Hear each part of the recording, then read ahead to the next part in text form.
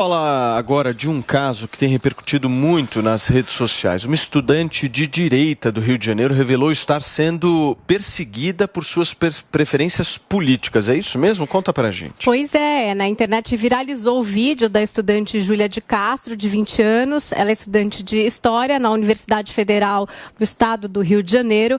E ela conta exatamente que ela vem sofrendo perseguição de alunos da Unirio desde que ela revelou ser de direita e declarou voto no Jair Bolsonaro.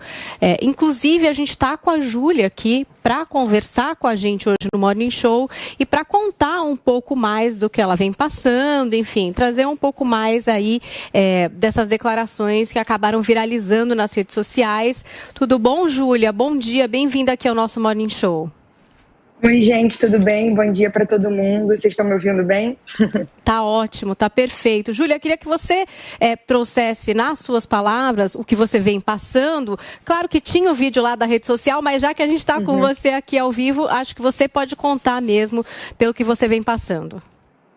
Obrigada, Paulinha. Então, eu sou de direita, sou eleitora do Bolsonaro, só que eu faço faculdade federal. E hoje em dia, já tem muito tempo, na verdade, a faculdade federal ela tem pensamento hegemônico que é de esquerda. Então, desde que as aulas voltaram presenciais, eu nunca me posicionei em sala de aula, porque não existe debate político. Lá é um pensamento que domina, e se eu viesse a expor qualquer tipo de opinião sobre o que eu penso, o meu espectro político, eu seria perseguida, eu seria isolada, tudo que está acontecendo agora, enfim, ameaçada, xingada, injuriada, e iria passar por um constrangimento perante toda a universidade. Então, eu entrava quieta nas aulas e saía calada, eu só assistia as aulas e voltava para casa, nunca debati com nenhum professor, nunca falei minha opinião política para ninguém da faculdade, porque eu sabia o que aconteceria, porque a faculdade ela é emparelhada pelos movimentos sociais de esquerda, então eu tinha medo de perseguição, porque, como eu falei, lá não tem lugar para debate. Se eu soubesse que eu ia ter alguma segurança me posicionando, eu teria feito antes, mas eu saberia que eu não ia ter nenhum tipo de segurança. Então, de forma inesperada, um site de fofoca da universidade, que é um site que tem mais de 20 mil seguidores, não sei, vários estudantes, divulgou assim: não sei como a Júlia Bolsonaro tem vergonha de estudar na federal e apoiar um homem desse. E dali se desencadeou todas as ameaças, todos os xingamentos vindo de outros estudantes. Todos eles me descobriram do meu curso, da minha turma, e vieram me ameaçando, falando que os meus dias estavam contados, que eu não ia conseguir o meu diploma, que queria ver com que cara que eu ia aparecer na próxima aula, que ia ter que segurar uma outra aluna na cadeira para não brigar comigo, sendo que eu não quero brigar com ninguém, eu só penso diferente. Para estudar na federal agora o pré-requisito é ser de esquerda, e fui excluída do grupo da turma, o grupo que eu me informava sobre os trabalhos, sobre os horários das aulas. Eles descobriram o meu número, porque o grupo da turma é enorme, né? Tem 60, 70 pessoas. Descobriram o meu número, me excluíram e estão fazendo esse isolamento, nem só esse isolamento, essa pressão social para eu voltar para a espiral de silêncio e me amedrontar, né? Desistir da minha graduação, né? À toa que eles falaram que meus dias estão contados na universidade. Só que eu, por conta disso tudo e de todas as ajudas jurídicas que eu recebi, isso tudo aconteceu na sexta. Todo mundo falou para mim: torna o caso público, porque assim você vai receber um apoio e a faculdade vai ter que se posicionar, porque senão tudo isso vai morrer no silêncio e você vai aguentar toda a perseguição sozinha lá. Porque não são só olhares, não é só agressão verbal, é também o medo de agressão física, é o medo de ir ao banheiro, é o medo de não passar nas matérias, porque o professor também tem posicionamento ideológico. Então, o professor olhar meus trabalhos, olhar minha prova e ser mais criterioso e fazer esse tipo de perseguição silenciosa. Então, assim, o pior para mim das situações é a integridade física, né? Vários movimentos sociais de esquerda residem no meu campus e eles são pessoas mais agressivas, mais acaloradas. Então, eu tornei o caso público para me sentir segura, para conseguir um apoio e fazer com que a faculdade se posicione. Porque eu acredito que a gente vive num país livre, eu acredito na democracia, eu acredito que a gente pode pensar do jeito que quiser. E a democracia, ela só existe porque existem o quê? Ideias antagônicas, ideias opostas. Mas não, eles agora, a de esquerda, né, colocou a ditadura do pensamento único. Se você pensa diferente, você merece ser perseguido, injuriado, hostilizado. Perfeito. Então Júlia, é isso que tem acontecido. Quem vai te fazer a próxima pergunta é a Zoe. Júlia, bom dia, Júlia. Parabéns pela coragem. Muito orgulho de você, de verdade, pela coragem aí de enfrentar esses abutres. Os mesmos que se dizem a favor da liberdade, né, Júlia? Os mesmos que assinaram, com certeza assinaram a cartinha pró-democracia, são os primeiros aí a retalhar, a perseguir, a xingar, a ameaçar quem pensa diferente deles, não é mesmo? Parece até pecado que a gente faz, né? Assumir o nosso posicionamento político diferente do deles. Mas a minha pergunta é o seguinte, eu queria saber se na faculdade tem alunos de direita que agora vendo aí a tua situação, também tiveram coragem aí de assumir seu posicionamento político, ou se por trás aí, né, dos panos, eles vieram falar com você, prestar solidariedade. E a questão dos professores também. Tem algum que se manifestou já, que foi falar com você, falou que não se preocupe, que as notas não vão interferir nessa questão ideológica? Como está sendo aí a manifestação desses professores e se tem alunos de direita com a tua coragem? Então, na minha universidade, ninguém se posicionou. Parece que todo mundo lá literalmente é de esquerda. Eu só recebo mais e mais perseguições, mais e mais comentários, mais e mais coisas ameaçadoras para me fazer desistir da minha graduação, do meu estudo. E assim, outros alunos de outras universidades vieram falar comigo, também me parabenizando pela minha coragem, falando para eu não desistir, porque eles não têm coragem de se posicionar. Eles falaram para mim nas mensagens, recebi diversas mensagens de outras universidades públicas, que eles têm pavor de se posicionar, pavor de serem perseguidos também, que acontece essa doutrinação ideológica dentro de sala de aula, que acontece esse isolamento político, essa cobrança política. A menina até falou assim, eu faço serviço social não vou falar a faculdade dela, mas é uma faculdade pública também, não quero expor. E ela falou assim, e eu falo que eu nem gosto de política, sendo que ela é de direita. E eles ficam cobrando a ela, mas você tem que votar no Lula, mas você tem que se manifestar, você tem que ir na manifestação da Uni. E ela fica assim, gente, eu que sou a política, ela se esconde também.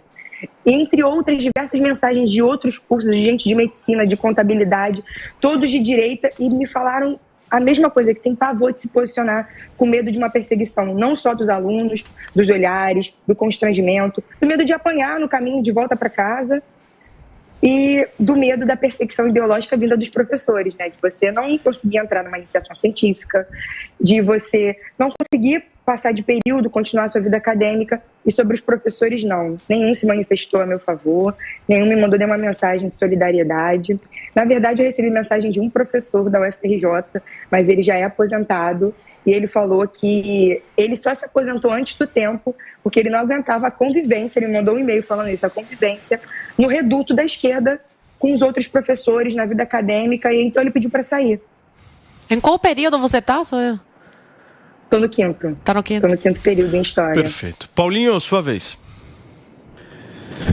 Obrigado por ter vindo e parabéns à Jovem Pan por estar expondo um tema tão importante e tão pouco abordado no Brasil.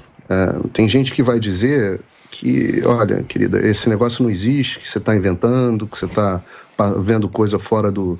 Porque também não existe comunismo, não existe marxismo cultural, então talvez não exista isso que você está sofrendo nas escolas.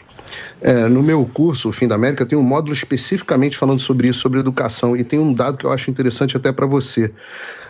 Um projeto aqui nos Estados Unidos analisou 20 mil estudantes de universidade e as conclusões são exatamente essa que você está dizendo. Muito parecido aqui como aí.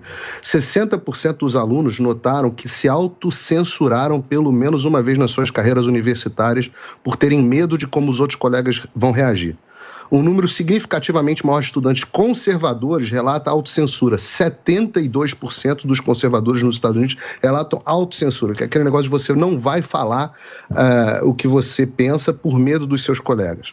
O ponto de vista nas universidades aqui nos Estados Unidos particulares, 100% das universidades declararam que o ponto de vista de esquerda é o maior, é o predominante na sua universidade. Só 1 em cada 4 alunos do país se sentem à vontade para discutir um tema controverso. Você sabe o que acontece? o que acontece é o seguinte, a universidade serve justamente para que as pessoas possam discutir temas e aprender temas, e isso acabou.